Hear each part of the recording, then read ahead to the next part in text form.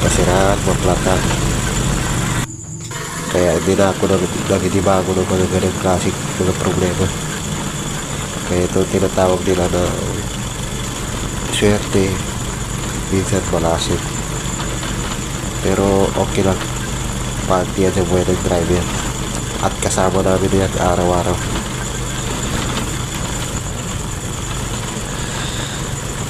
Ganyan talaga pagsubok sa mga drivers.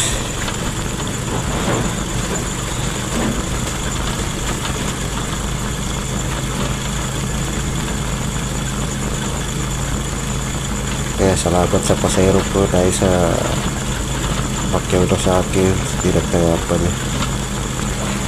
Dahil na-flat, nagsakyan na lang sila sa ibang ano,